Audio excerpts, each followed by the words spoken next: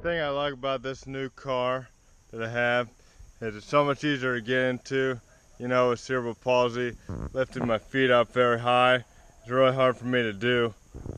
So I like this because I only have to lift my foot about 1 foot off the ground in order to get in, and I also can just sit down and get in the car. See, it's very low off the ground, which makes it nice for people like me. It makes it a lot easier to get into the car. So I'll lift this foot up first, and then I will take a seat and then lift this foot.